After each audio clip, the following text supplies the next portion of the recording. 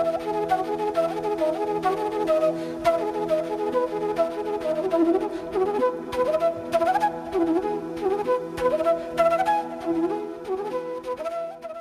afternoon, welcome to EduSat Network. Friend, as you know, we are having discussion on imperialism. Imperialism has different connotation, different dimensions. In the last lecture, we tried to understand the different dimensions. We particularly discussed political and economic dimension. We'll move further and we'll try to understand another dimension, that is a cultural dimension. There was debate since beginning when we started the discussion on political science, and it continued in India before the independence, and after Cold War there was another dimension added, and now with the emergence of mass media, there are more discussion on cultural imperialism. We'll try to understand in Indian context, and also we'll see how the mass media have an impact on the cultural imperialism. And for discussion on this great topic, we have in the studio Dr. Satish Jha. He is a renowned political science thinker, and he has been teaching political science for many years in Delhi University and writes frequently in different journals on various issues, political and cultural issues. So on your behalf, I welcome Dr. Jha for EduSat lecture for the topic of cultural imperialism. Welcome, you, sir. Thank you, Mr. Amarenduji.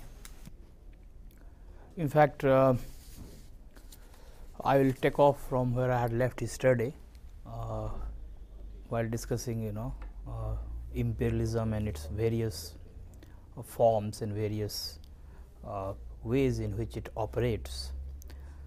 And yesterday we saw that how imperialism has been theorized essentially as an economic, phenomenon, having some political, appearance or some political phase.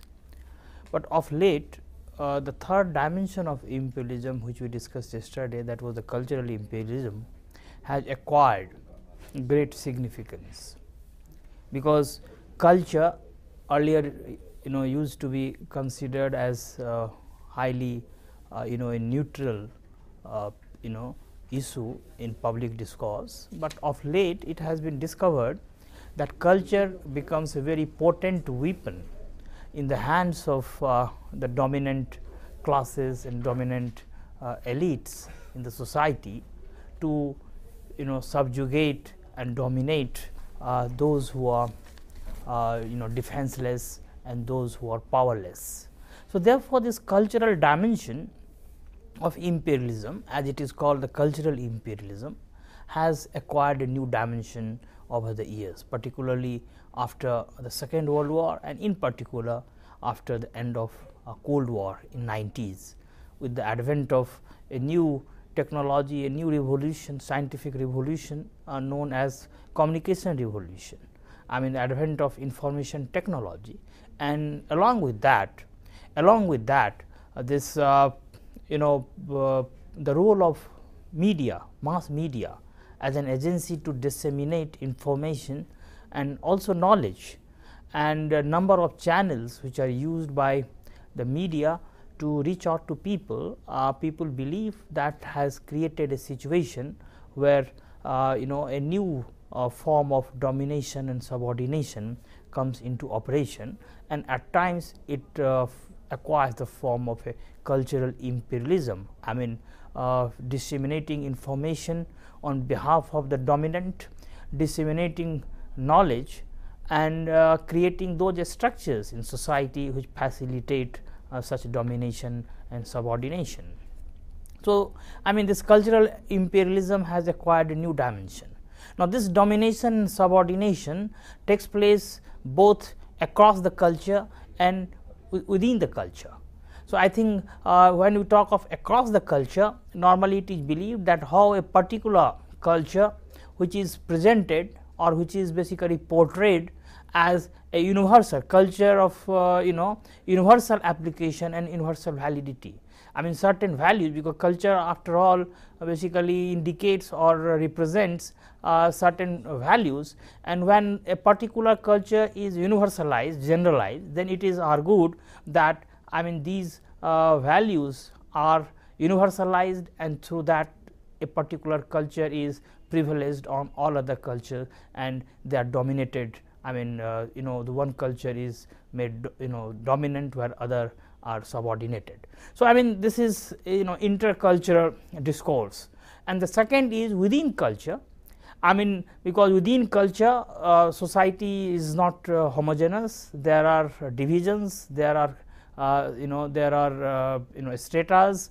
I mean, divisions mostly along class line, along the distribution of power, and many other axes. So, what happens that within culture also this media, social media, mass media, I mean mass media particularly plays important role in basically becoming the vehicle for the transportation of ideas of one section, that is the dominant section, towards the others, and facilitate this process of domination and subordination.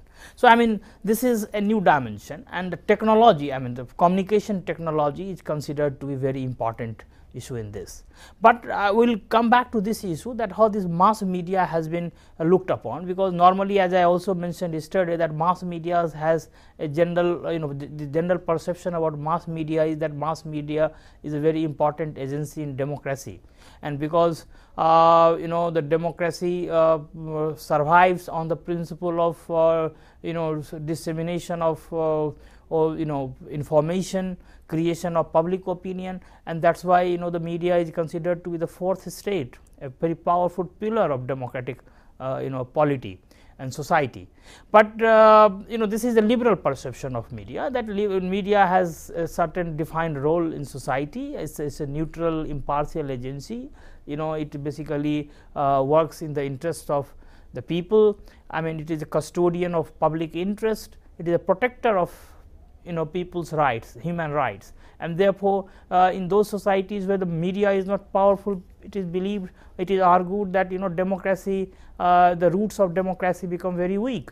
So, therefore, the media is presented in a particular light, that the media's role is the role of of an umpire, a judge, in the sense that in the conflicting situation, when number of goals and number of values and number of interests come into conflict, it is the media which basically arbitrate in its own way, in the sense by putting information in the public domain without giving any biases or any prejudices or any values into it, and it is for the different actors in a particular situation to judge and take a well considered decision and judgment on that.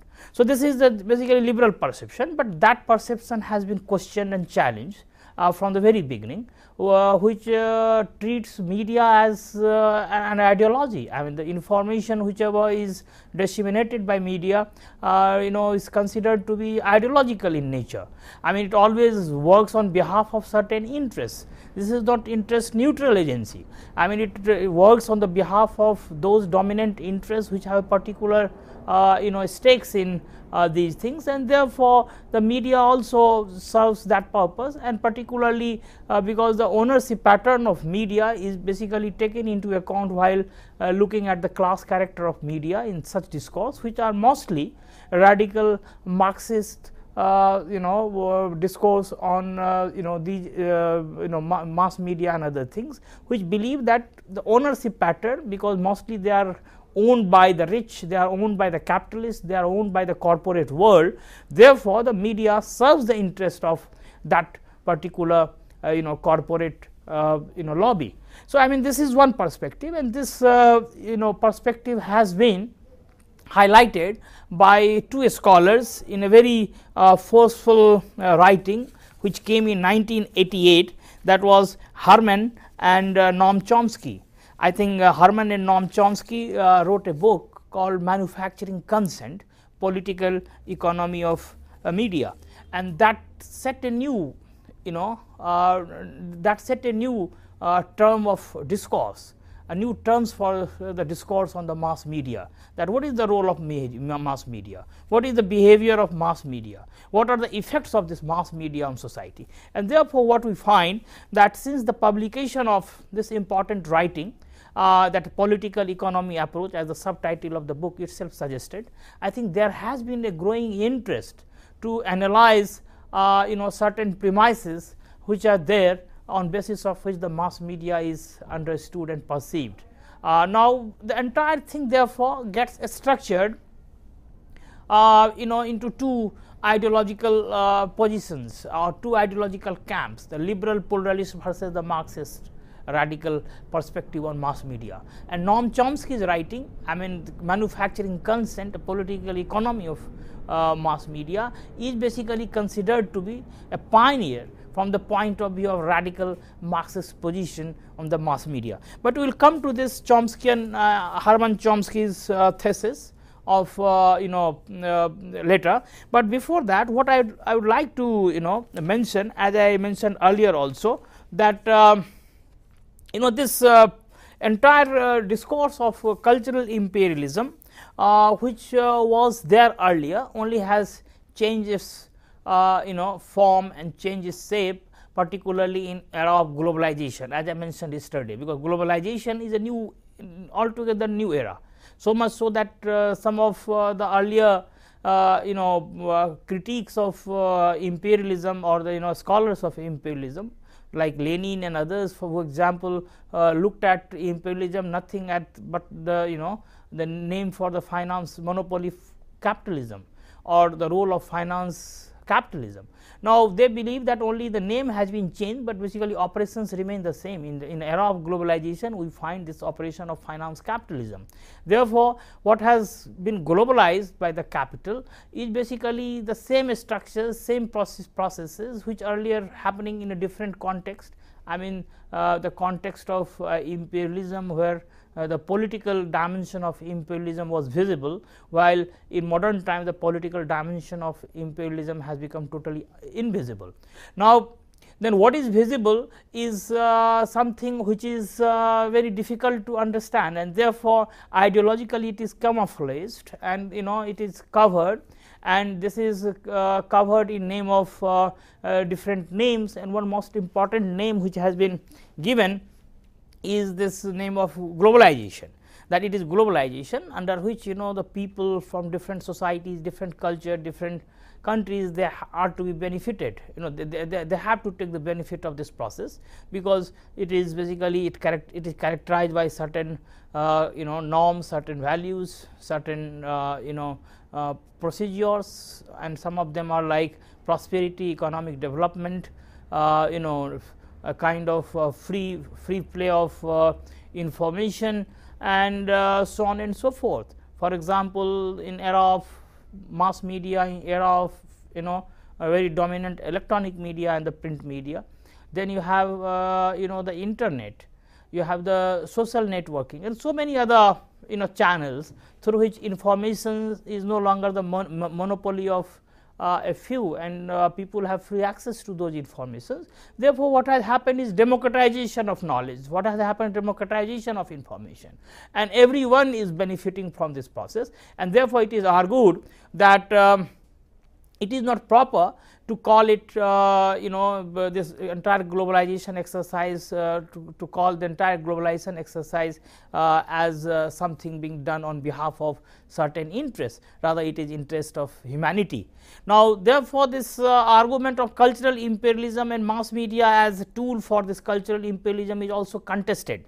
Now, what we find, as I mentioned, that this cultural imperialism, that basically presenting one culture as a universal norm and then subordinating and subjugating other culture, is not something which we are witnessing today. As I mentioned yesterday, that even earlier times, particularly when these countries of Asia, Africa and Latin America, they were fighting for their freedom and independence.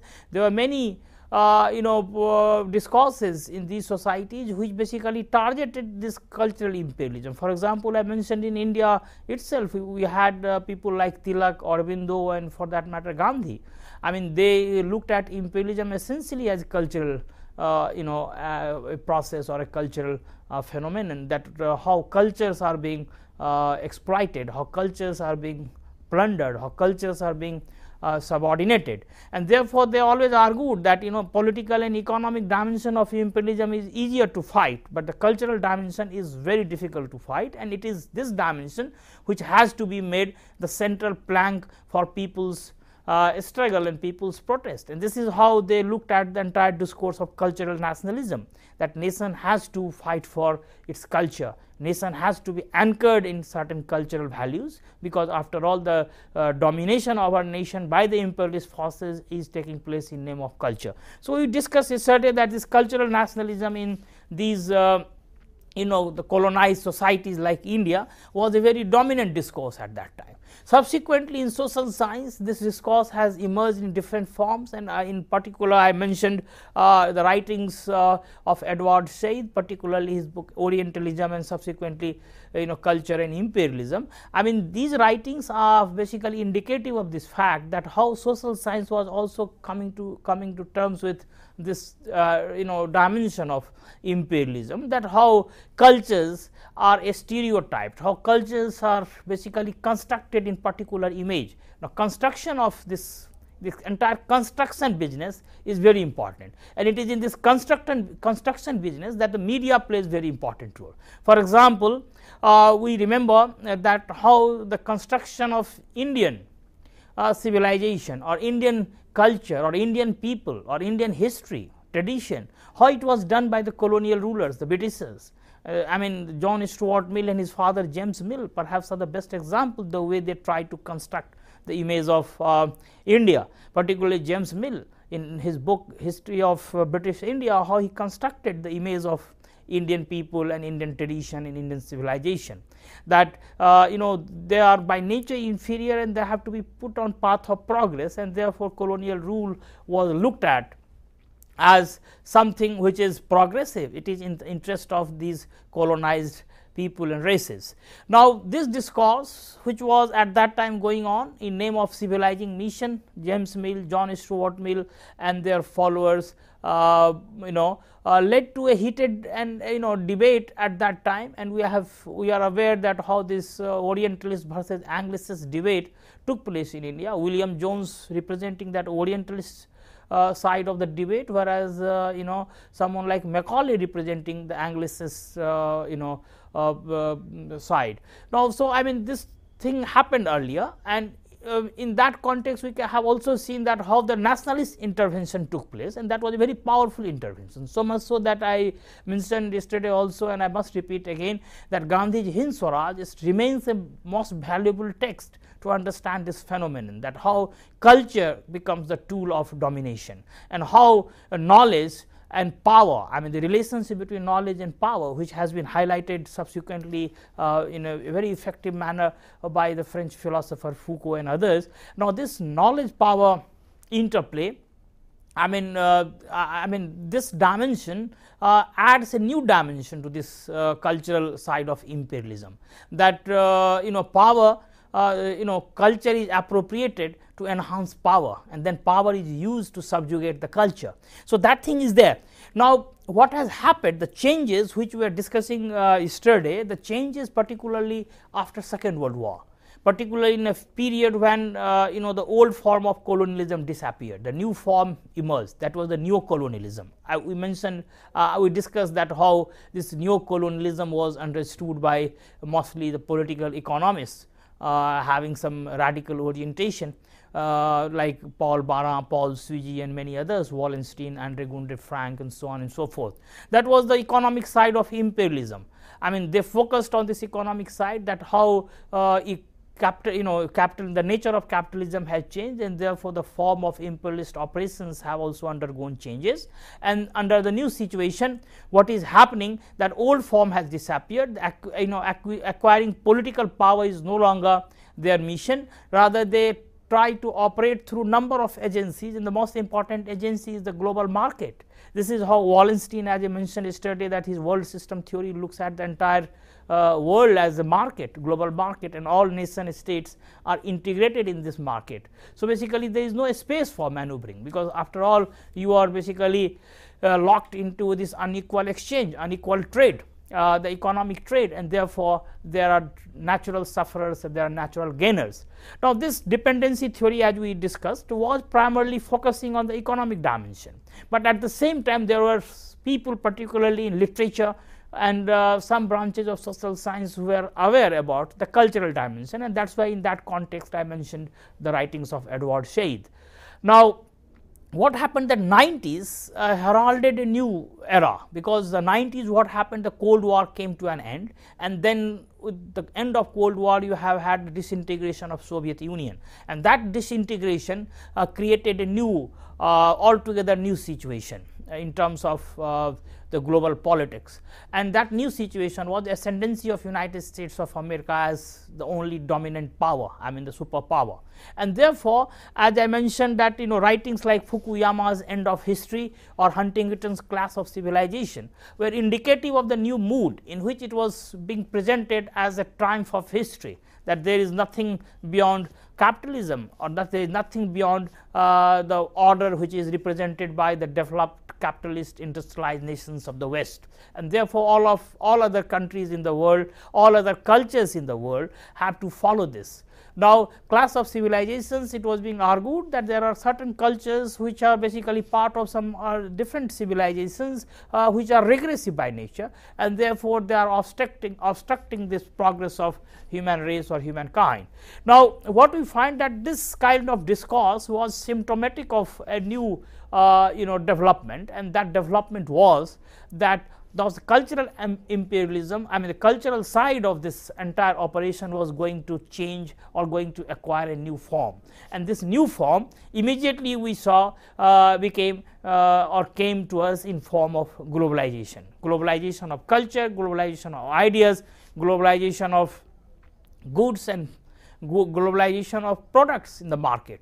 So, what happened that all societies were integrated, but this integration was also highly asymmetrical, because this integration took place in which certain values emanating from certain experiences or from certain cultures were universalized. They were put in a dominant position, dominant role, where other values and other culture were basically being continuously sidelined, being continuously subjugated, and therefore the universalization of one particular experience, one particular set of values led to a situation where we witnessed a new form of cultural imperialism. Now, resistance also took place, because many people realized that what was happening was not the universal, globalization was not universalization of values, rather it was universalization of certain values. So, for resistance emerged, but the way the resistance was managed, the way resistance was diverted, the way the entire resistance to this dominant structure,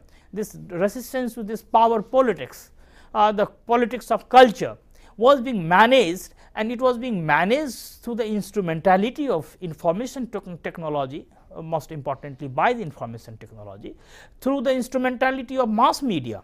I think that is something very interesting to observe, and it is here that Herman Chomsky discourse becomes very relevant, because the book was published in 88, much before this globalization came on the scene. But 88, I mean that thesis of Herman and Chomsky was essentially for United States of America, particularly in context of their domestic and the foreign policies.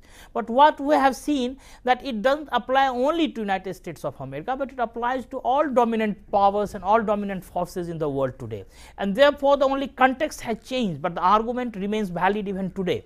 Therefore, there is a sudden interest again in Herman Chomsky thesis, that how he looked at the role of mass media, the political economy of mass media, as the book itself, the subtitle of the book suggested. So, therefore, what happened that this media started playing a very important role. For example, in terms of food, in terms of food habits, in terms of dress, mannerism, the behavioral codes, in terms of thinking, in terms of entire living pattern, the way they were being circulated, the way they are being spread on behalf of certain interests. I mean the way the other behavioral patterns, other lifestyles, other food habits, other pattern of thinking were being continuously disparaged and continuously being degraded. I mean that was enough to infer that how this new form of cultural imperialism is going to unfold in the coming years. Now, what happened that therefore, this 90s with the onset of this globalization, and at the same time which coincided with, as I mentioned earlier also, this new revolution, this new scientific revolution, that was the communication revolution in information technology. That perhaps was the major breakthrough so far as this discourse is concerned, because till now we have had seen number of revolutions and innovations of technology which always facilitated the operations of global capital. But this new generation of technology which basically came in 90s, particularly after the Gulf War, I mean this information technology, whether it is mobile technology or the internet or the different forms of electronic media, I mean the way they try to legitimize, the way to justify, or the way they try to create new structures of legitimization in society, I mean that was altogether a new discourse. I mean because they try to not only justify but routinize things, presenting things at a commonsensical level. For example, a lot of writings which have been looking at the entire thing from the point of view of ideology, theory of ideology, and they believe that ideology operates at two levels, at the level of academic discourse and at the level of common sense.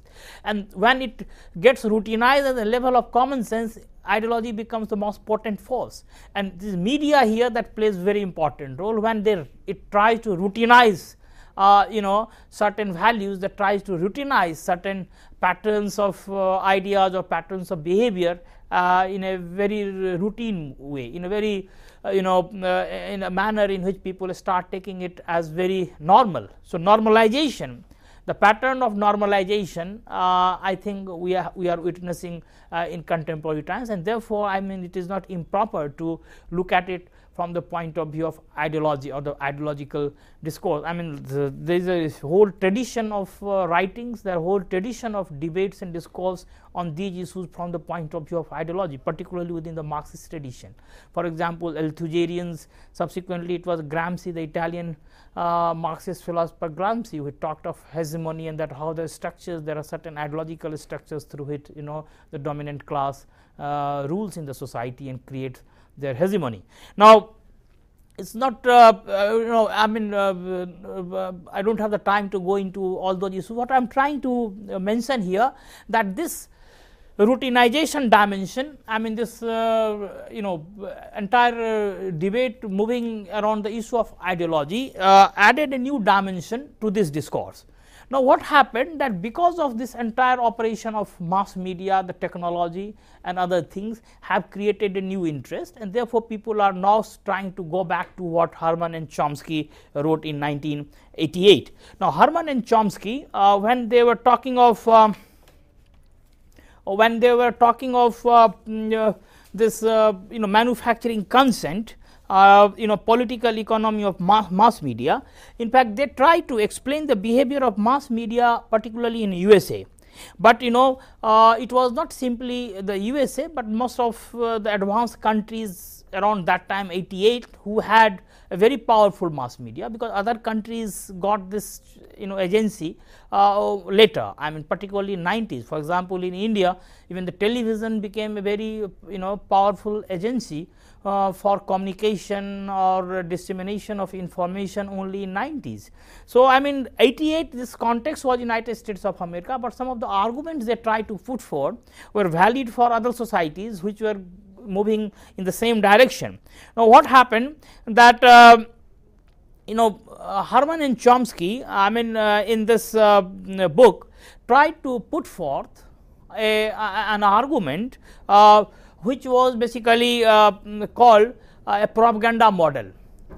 This propaganda model, or one can say this propaganda model of Herman and Chomsky, largely applied to mass media, that how mass media operates as a means for propaganda on behalf of the dominant interest in the society.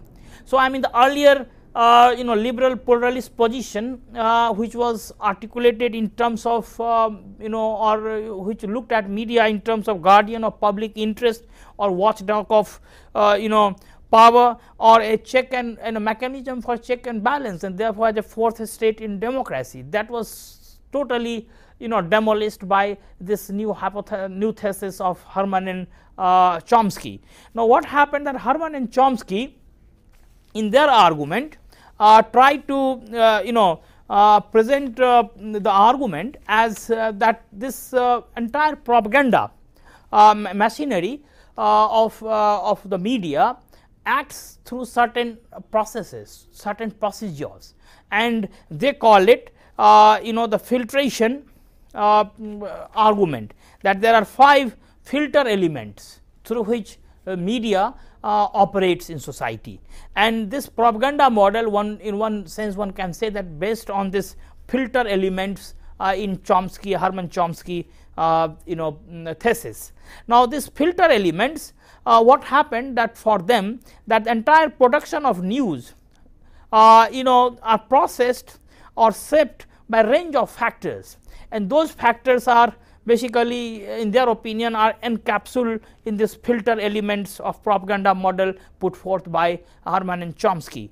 Now, this propaganda model predicts that these filter elements finally become the news for the people, but they impact their mindsets in such a way that they stop looking at it critically and simply take it on the face value and treat it as a news which is basically neutral, value neutral, news which is politically neutral, news which has nothing to do with the larger socio-economic processes in the society.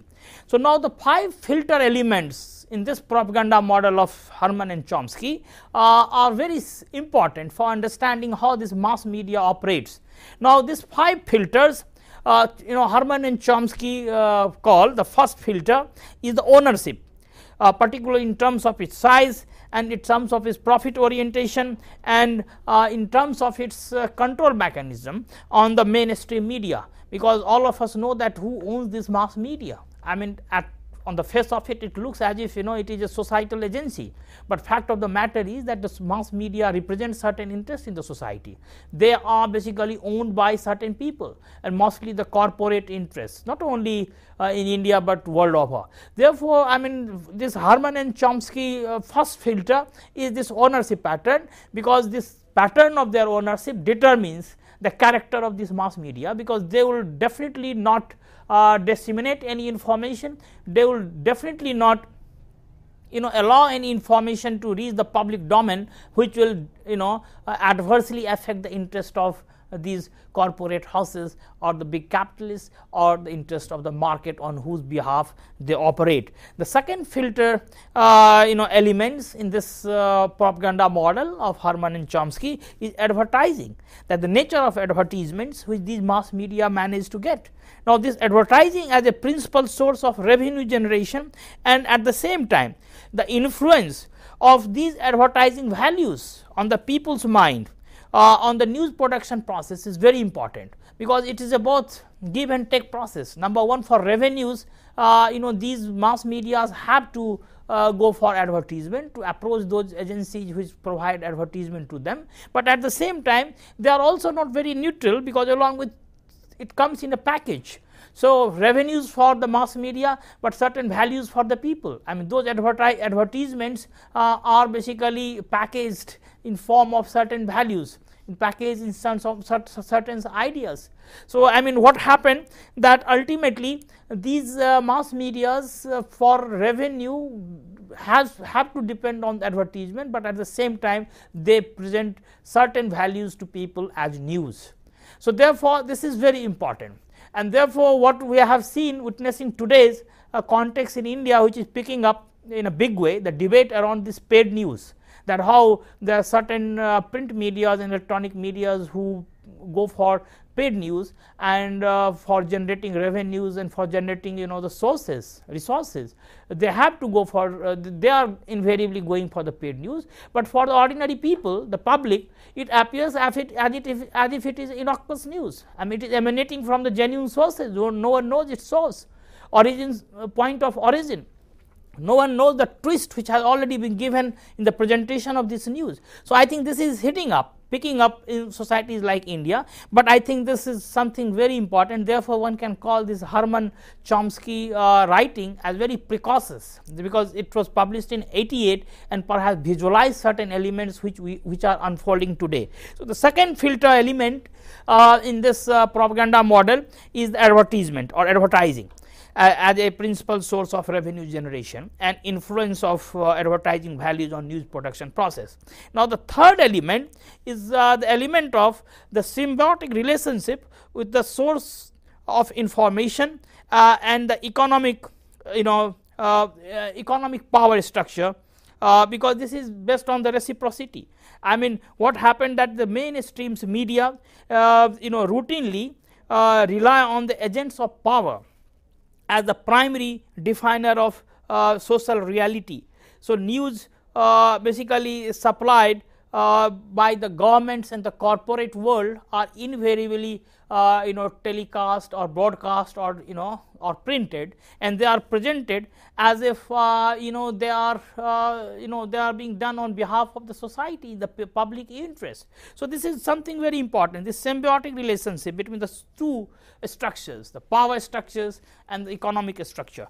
And the third filter is also equally important, and that is the filter of what is called that how this organized flak that represents a mechanism of social control, organized flak. I mean, even the criticisms, even the interrogation of certain processes, even the questioning is done in a very organized manner, in a planned manner. I mean, as if everything is planned in advance, so that people should take it that not only one side of the matter or one side of news is being presented, but the both sides are being equally represented.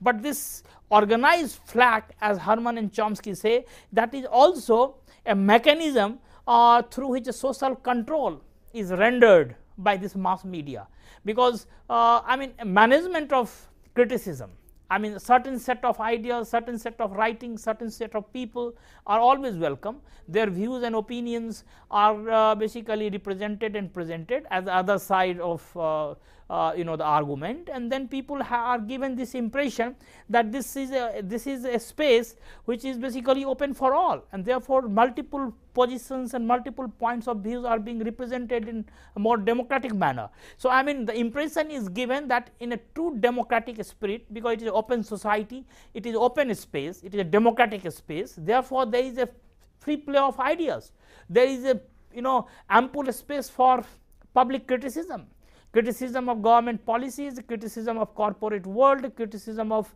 the different ideas, different groups, and so on and so forth. So, there is no special interest in any particular interest. I mean, there is no nothing on behalf of certain groups or certain interests, but rather it is on behalf of the general public. So, I mean, the presentation of mass media as a liberal space, as a democratic space, is part of this discourse, and this is perhaps the most potent thing. This is perhaps the most important for understanding that how mass media is acting as a channel through which legitimacy manufacturing is done in the society. And it is here that, as I was mentioning earlier, that this Gramsci's discourse of hegemony becomes very important, that how this dominant elites try to use this channel to manufacture legitimacy for their rule, for their domination, and for their structures. Now, the fifth filter element in Herman Chomsky thing is, of course, when it was published, it mostly applied to the anti-Soviet or anti-communist ideology of United States of America, but later on I mean, they have revisited this this thesis, and they said that the fifth thing is still valid, but earlier it stood for anti-communism, but now according to Herman and Chomsky, the new context, it is not anti-communism, but it is war against terror. And as all of us know, that is war against terror in opinions of many people is being basically directed against certain societies, certain cultures, certain people, and therefore, it is a new weapon in the arsenal.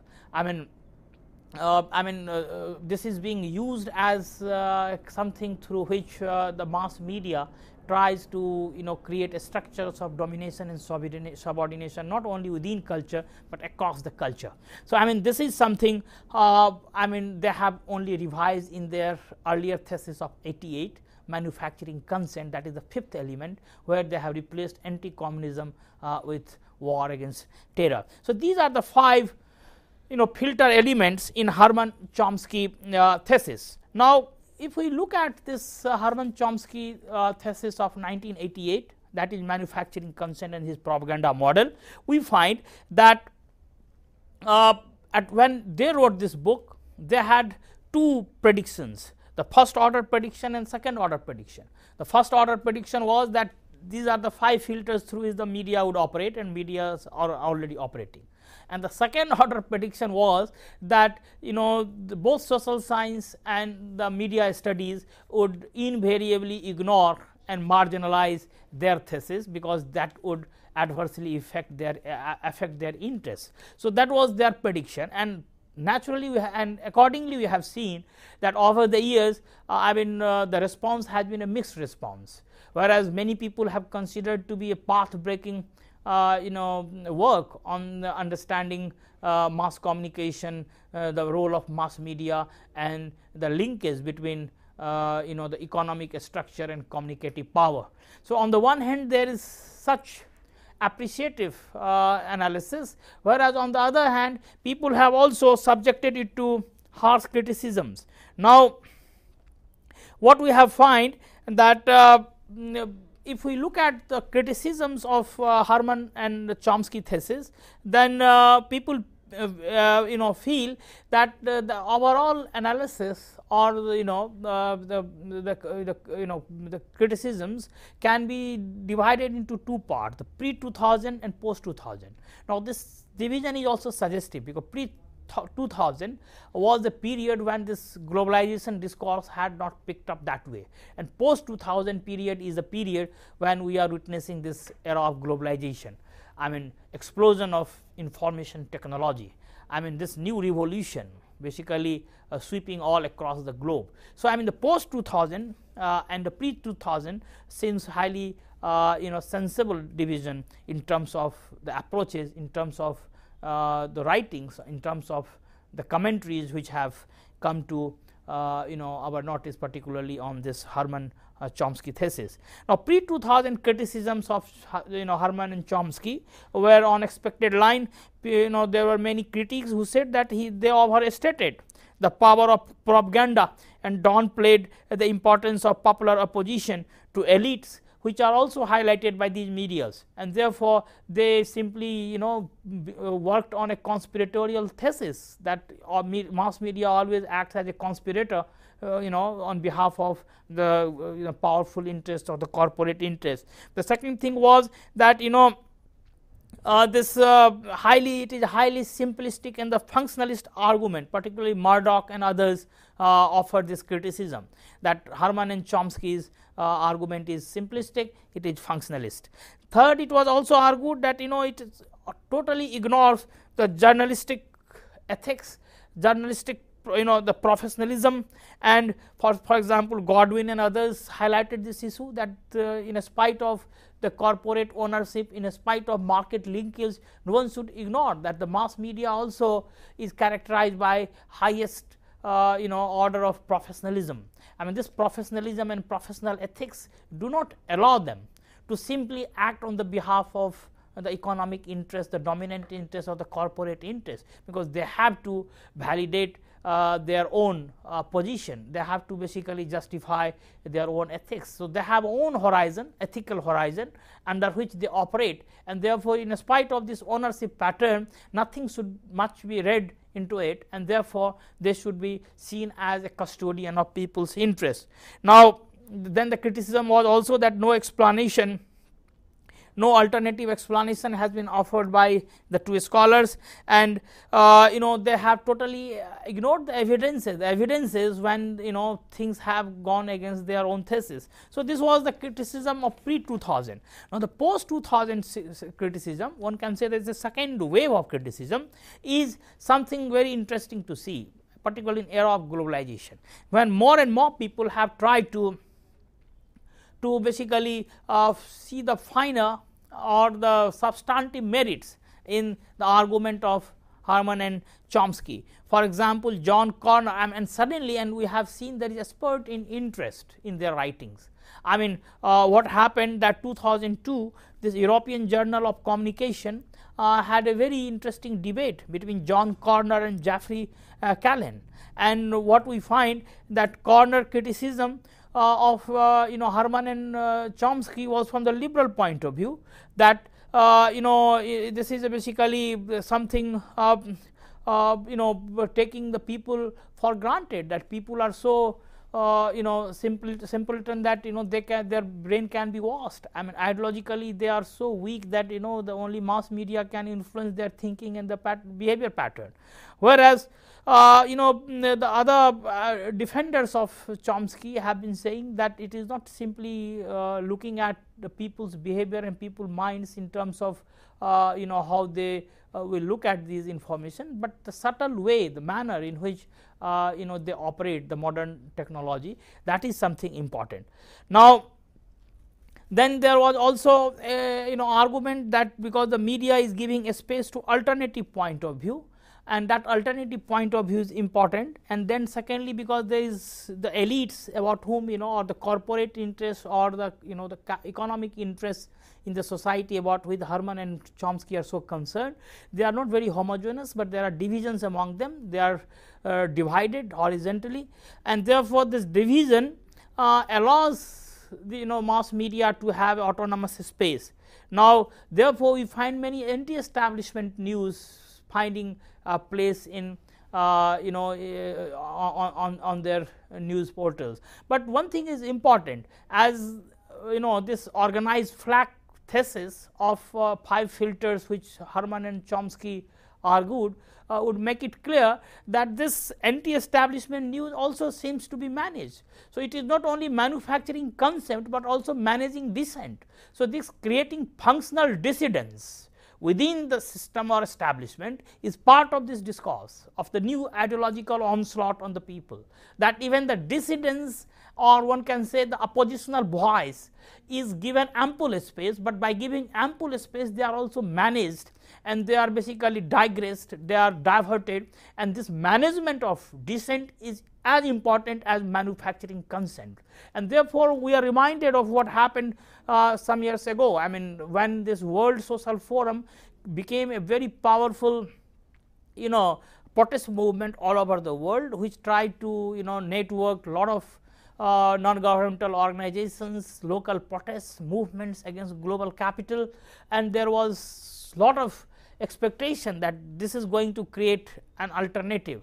And the slogan of World Social Forum was the other world is possible, but subsequently when it died down, I mean the entire discourse evaporated, then perhaps this type of suspicion got validated, that how the dissidence is also managed. I mean there is always an attempt to create a functional dissidence within the system, to manage the dissent in such a manner that the most fundamental interests of the system are not threatened. Therefore, this criticism as was taken care of by Herman and Chomsky in their third filter element, that is organized flak, that even the criticisms, anti-establishment view, anti-elites position, or the dissenting voice are also managed in such a manner by mass media that people are totally nonplussed. I mean, totally they got confused.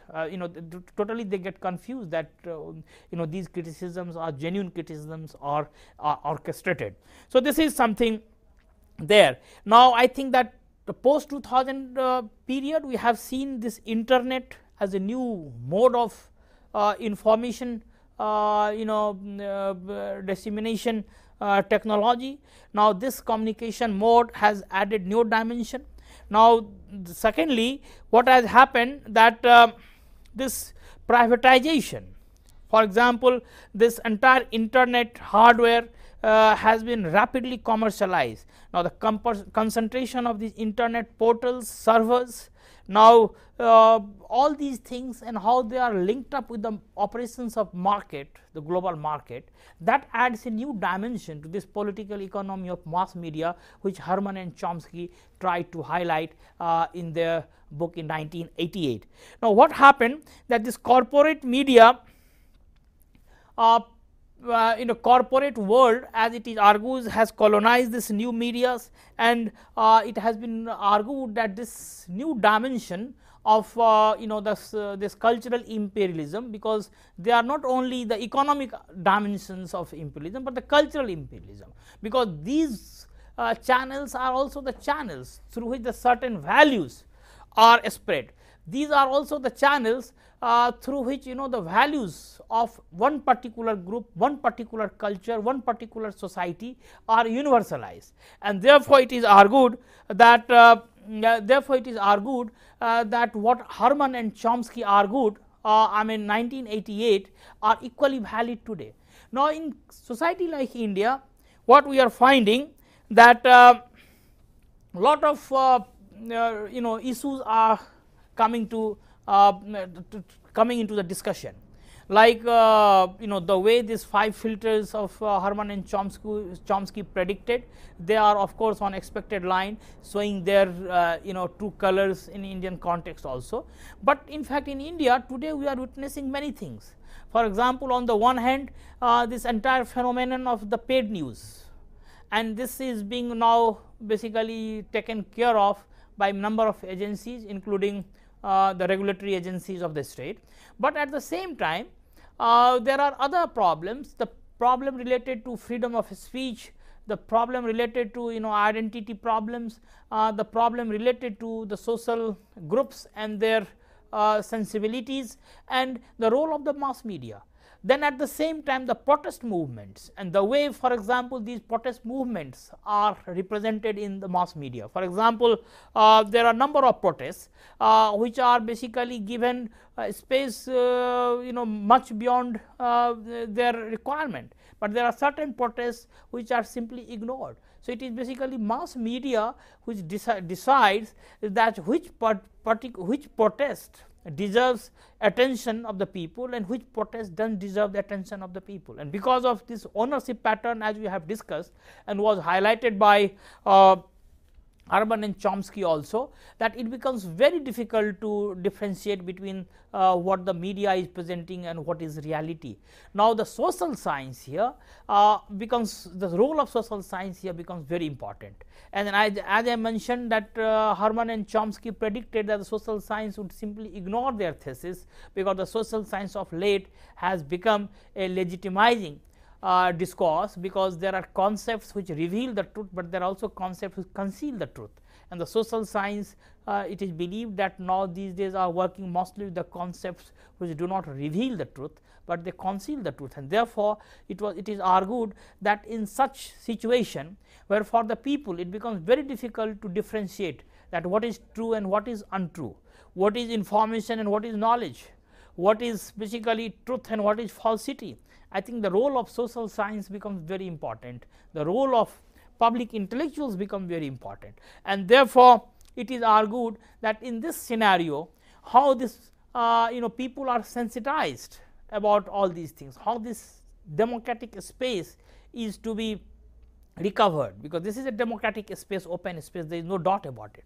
This is perhaps a liberal pluralist position, that this is a democratic space where there is a free play of ideas, everyone is free to articulate his position or her position. But the thing is that how this position itself is basically colored, how this position itself gets twisted, and the manner in which this space is being used perhaps is very important and very significant. Therefore, from the point of view of democratic struggle, from the point of view of democratic movement, from the point of view of democratic future of the people, I think it is important that mass media and its role in today's context is is understood in a proper way, is conceptualized, and it is presented as if it is not as neutral as it is made out to be, but it is always it is always in fact influenced by number of forces, and the forces which are economic, the forces which are social, the forces which are also political. Now, we have had recently we have witnessed in Indian context the media and the social protest, the relationship between the two. For example, a few years ago in India, we have had a powerful protest movement in the civil society against the corruption. It is popularly now called Anna Hazare phenomenon. I mean, the role of mass media, as you have seen, that how mass media's intervention played very important role in bringing certain issues into the public domain. But subsequently, it was also argued that the entire thing was orchestrated by the mass media. So, I mean, the mass media's presentation of popular issues, the people's unrest, popular upsurge, even that becomes sometimes suspect, because the nature of the presentation. Therefore, I mean, looking at certain evidences, certain instances from our own society, you can see that Herman and Chomsky's thesis, which was propounded in 88, much before, these changes have taken place, particularly this scientific changes, particularly communication revolution, information technology, and so on and so forth. I mean, some of the arguments are still valid. Of course, the nature and the pattern of its operations varies from society to society. Okay, so that is relevant also in Indian society, and we can explain through using the Chomsky and Herman and Chomsky. So, well, friends, I hope you have understood the concept, principle, and the modalities given by Herman and Chomsky to understand the different society and also the mass media. So, I hope this have benefited all of you. So, with this word, we conclude the lecture. I thank all of you for watching the lecture, and on your behalf, I thank Dr. Satish Jha for giving such a wonderful lecture on this topic. Thank you very much.